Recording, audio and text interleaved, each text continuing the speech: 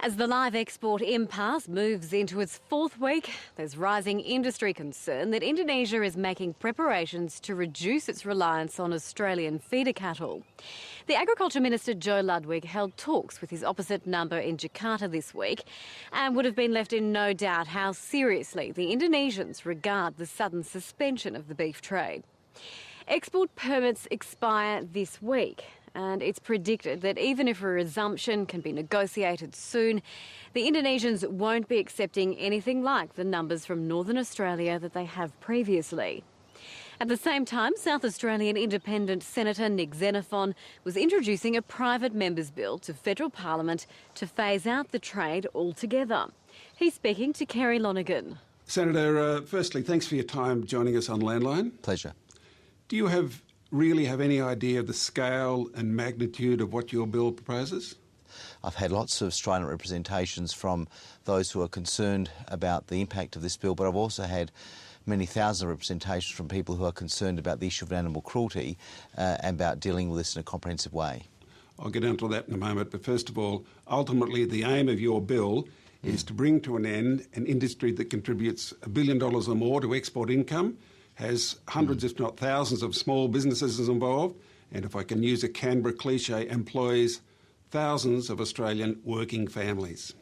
You want to bring it all to an end. And over a 3-year period, after 3 years, it needs to be done on a transitional basis, and a model for reform, a model for change, is what occurred in New Zealand with their live trade in terms of sheep. That was brought to an end some 4 years ago.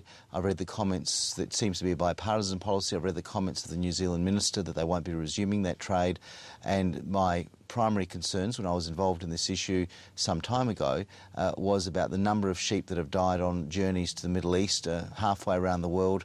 And I think it's important that the perspective needs always to be one of animal cruelty and also building up the capacity to sell chilled meat to a number of these markets.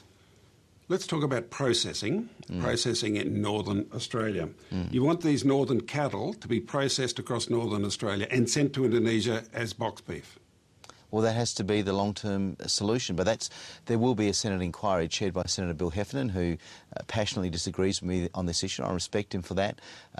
We need to look at the beef market. We need to look at the way that the market operates in terms of the number of processors, whether there is sufficient competition, and all these associated issues need to be dealt with. Yes, we have two major processors in Australia at present, Tees Brothers and JBS or JB Swift. Yes. Neither of them are in Northern Australia. Another very smart operator called Roger Fletcher, he's not in Northern Australia. Do you know why they're not in Northern Australia? That's what they say, from what I've heard initially, and I don't want to preempt anything that the Senate inquiry will bring up. They're talking about the economics of it. I think we need to hear evidence on that as to why the processing industry in Northern Australia, as to why there was a demise in that industry.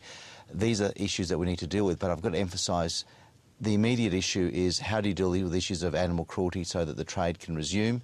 What can we do to bring this trade to an end in the longer term? And I thought, after consultation with Animals Australia, with the RSPCA, that 3 years seems to be a reasonable period to allow for transition. So you're going to crack a nut with a sledgehammer, so to speak. You're going to stop the trade because of animal cruelty in Indonesia. No, not just Indonesia. We've seen details most recently earlier this week, in terms of Kuwait, in terms of, we know what happened in Egypt a number of years ago in 2006, where the then Howard government suspended the trade until there was some significant improvements in the system. But there's this issue about sending animals in terms of a live trade thousands of kilometres in many cases when you're talking about the Middle East trade. That seems to be inherently inhumane, that it is cruel, and if you can build up a capacity to sell boxed chilled meat, surely that is something that we should be looking at, rather than some people saying, look, the only way we can do this is in the live trade. Now, I think that there's going to be a very robust process where all these views will be heard in terms of the Senate inquiry, in terms of the process by which these bills are dealt with, and that's a good thing. And I will be going to the Northern Territory next month to sit down and talk firsthand to a number of these cattle producers, because I believe that's the right thing to do as part of a robust democratic process. I don't think there's any disagreement about cruelty to animals, and the process should be fixed.